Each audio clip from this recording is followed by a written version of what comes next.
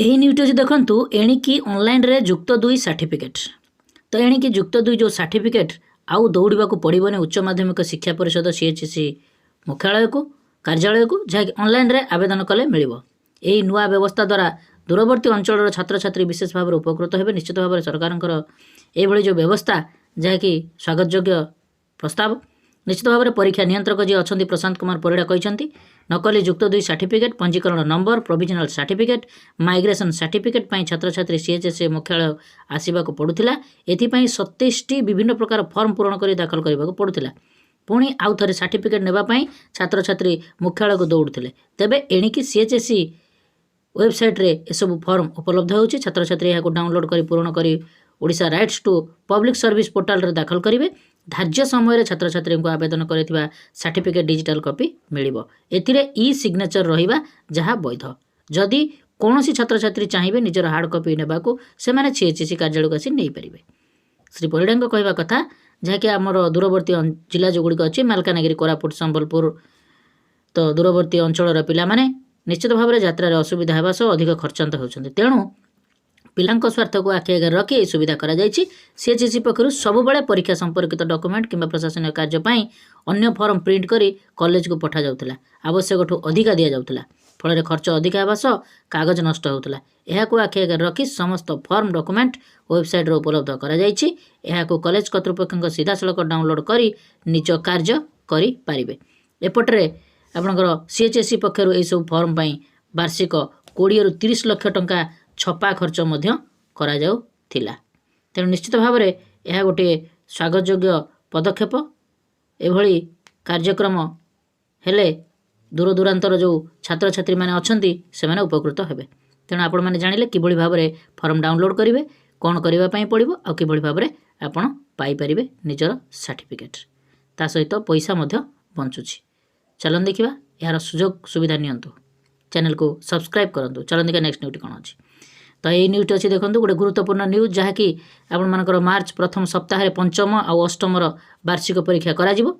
राज्यर समस्त सरकारी अनुदान प्राप्त जो विद्यालय अच्छी चतुर्थ षष्ठ सप्तम श्रेणी छात्र छात्री स्कीमेटिक असेसमेंट 2 एवं पंचम अष्टम श्रेणी विद्यार्थी वार्षिक परीक्षा मार्च प्रथम सप्ताह अनुष्ठित हेबो। एने प्रक्रिया आरंभ होईछि। जनवरी 3 रु डीओ डीआईटी एडीओ आउ पेडागोजिकल संयोजक कर्मशाला अनुष्ठित हेबो। जनवरी 9 रे जिला स्तरीय संयोजना कमिटी 13 रे ब्लॉक स्तरीय संयोजना कमिटी बैठक हेबो।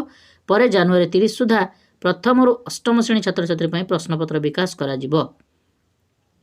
परीक्षार 7 दिन पूर्व डीओ माने ब्लॉक शिक्षा अधिकारी को प्रश्नपत्र हस्तांतर करेंगे और ताहाको सुरक्षित भाव में रखाजिवो। मार्च 2 रे क्लस्टर स्तर रे टीम गठन करा जिवो। परीक्षा दिन सकाळु ब्लॉक स्तर रे गठन होइतवा टीम गुडी को समस्त विद्यालय प्रश्नपत्र पहुंचाइबे।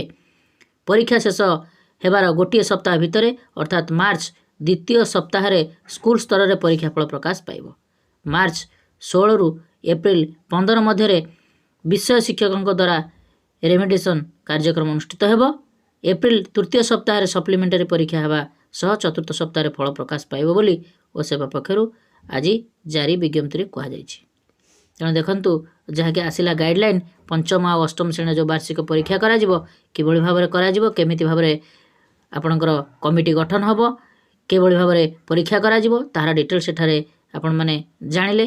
तेणु प्रथम थर यही 2026 मसीह ये कार्यक्रमटी करा जाउछि। तेणु निश्चित भाव में किछिटा बुझिबा बाधा सृष्टि हो पारे। तेणु निश्चित भाव में आपण माने भल भाव में बुझंतु किभली भाव में परीक्षा करा जिवो तार मध्य सुजोग नहीं पारिबे। जो माने आपण मानकर क्लस्टर स्तरीय संयोजक जी अछंती तांका माने मध्य ट्रेनिंग प्रशिक्षण नेबे कमिटी गठन हबो पिला मानकु परीक्षा श्रृंखला सहित करा जिवो। ता सहित मध्य जो माने पिला फेल हेबे से माने सप्लीमेंटरी परीक्षा मध्य दे पारिबे।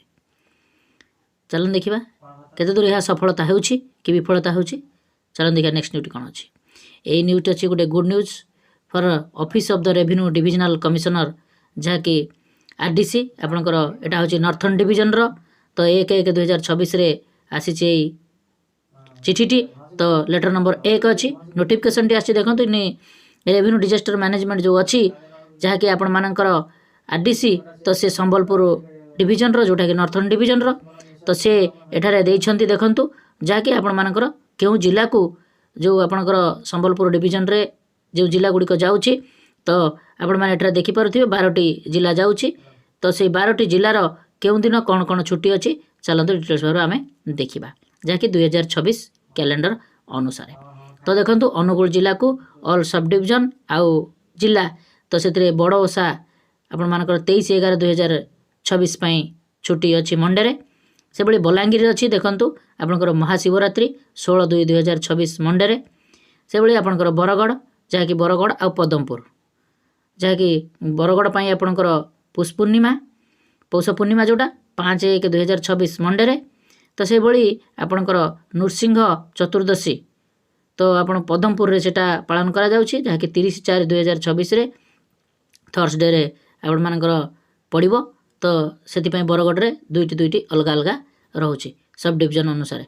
तापर बौद्धरे देखूँ जहाँकि लास्ट मंडे ऑफ कार्तिक मासर शेष सोमवार जोटा अच्छी 23/11/2026 मंडे पड़ुची तो से दिन छुट्टी घोषणा करा जिवो। तापर देवगढ़ देखूँ जहाँकि बड़ ओषार 23/11/2026 मंडे से छुट्टी घोषणा करा जिवो। ढेंकानाल आपणकर से बड़ ओषा छुट्टी करा जाउछि। झारसुगुड़े आपणकर डेज फॉलोइंग महाशिवरात्रि तो जो महाशिवरात्रि अच्छी झारसुगुड़े 16/2/2026 मंडे से दिन तांकर छुट्टी डिक्लेयर देइछन्ति आरडीसी।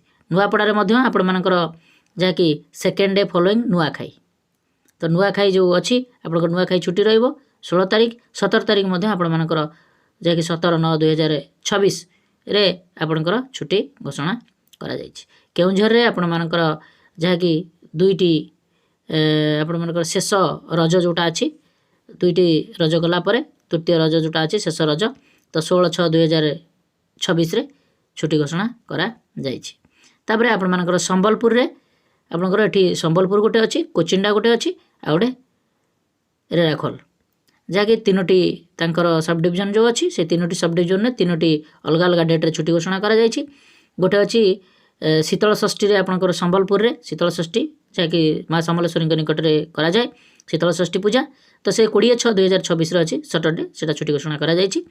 कोचिंडा आपण मानकर विजया दशमी जहाँकि माँ पर्व तो से आपण मानकर 21/10/2026 वेडनेसडे रे आपणकर बुधवार रे से छुट्टी घोषणा करा जाइछि।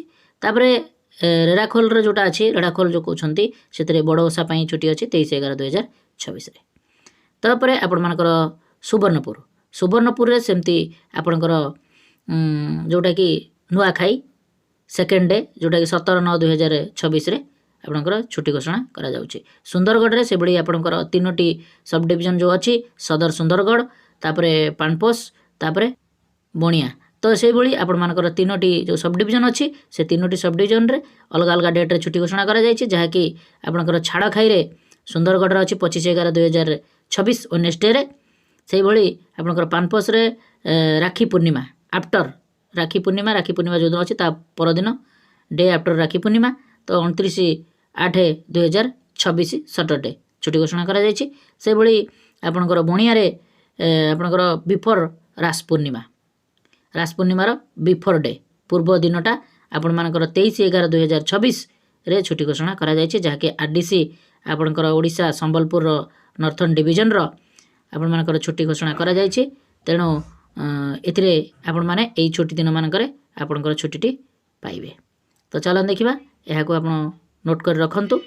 चलन देखिबा नेक्स्ट न्यूटी कोन अछि देखंतु government of Odisha department of school and mass education department रो आसीछि जहाँकि आपण मानकर state project management unit PM Poshan अच्छी 2038 चिठी नंबर 30/12/2025 चिठी आसला तो ऑल डीओ को करा जायछि ऑल बीओ को मध्य करा जायछि जहाँकि revision of unit cost under मुख्यमंत्री पोषण योजना जहाँकि एमडीएम रो आपण मानकर कॉस्ट वृद्धि पाइछि जहाँकि आपण मानकर नवम आउ दशम श्रेणी पिला मानक पाई एठार देखि परथिबे जे आपण मानकर नवम आईएक्स आउ एक्स पिलांक पाई जहाँकि आपण मानकर 10.94 थिला 14.74 हैला।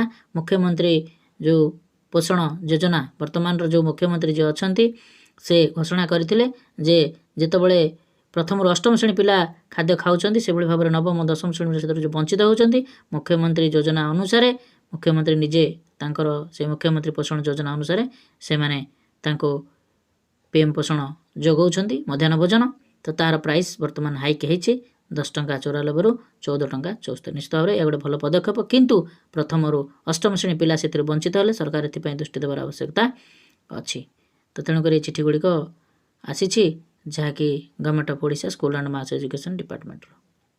ତ ଏଠାରେ ଆପଣମାନେ ଦେଖିପାରୁଥିବେ ଯେଉଁ ରିଭାଇଜ୍ ମେଟେରିଆଲ କଷ୍ଟ କ'ଣ କ'ଣ ଅଛି, କେତେ ଟଙ୍କା, ଡାଲିରେ କେତେ ଅଛି, ତ ସମୁଦାୟ କେତେ ଟଙ୍କା ହିସାବରେ ବଢ଼ିଛି। ତ ସେଇଭଳି ଆପଣଙ୍କର ଡେ ୱାଇଜ୍ ଯାହାକି ଆପଣମାନଙ୍କର ଥର୍ସଡେ ଡାଲି ଦିଆଯାଉଛି, ତ ସେଇଭଳି ଟ୍ୟୁଜଡେ ଆଉ ସଟରଡେ ସୋୟା, ତ ତାପରେ ଆପଣମାନଙ୍କର ମଣ୍ଡେ ୱେନେସଡେ ଫ୍ରାଇଡେରେ ରାଇସ୍ ମଧ୍ୟ ଏଠାରେ ଅଛି, ଆପଣମାନେ ଦେଖିପାରୁଥିବେ। ତ ସେଇ ହିସାବରେ ଆପଣ ଆପଣଙ୍କର ବିଲ୍ ଗୁଡ଼ିକ କରାଇବେ, ଯାହାକି ଆଭରେଜ ରାସନ କଷ୍ଟ 14 ଟଙ୍କା 74 ପଇସାରେ ନବମ ଆଉ ଦଶମ ଶ୍ରେଣୀ ପିଲାମାନଙ୍କ ପାଇଁ। ଏଥିଲା ଆପଣମାନଙ୍କ ପାଇଁ ଛୋଟିଆ ହେଲ୍ପଫୁଲ୍ ଭିଡ଼ିଓଟି। ଆପଣମାନଙ୍କୁ ରିକ୍ୱେଷ୍ଟ, ଆପଣମାନେ ଆମ ଚ୍ୟାନେଲଟିକୁ ସବସ୍କ୍ରାଇବ୍ କରନ୍ତୁ, ଭିଡ଼ିଓକୁ ବହୁତ ମାତ୍ରାରେ ଲାଇକ୍ ଆଉ ସେୟାର କରନ୍ତୁ। ଆମେ ଏଭଳି ହେଲ୍ପଫୁଲ୍ ଭିଡ଼ିଓ ଆପଣମାନଙ୍କ ପାଇଁ ପ୍ରୋଭାଇଡ଼ କରିବୁ। ନମସ୍କାର, ସର୍ବେ ଭବନ୍ତୁ ସୁଖିନଃ।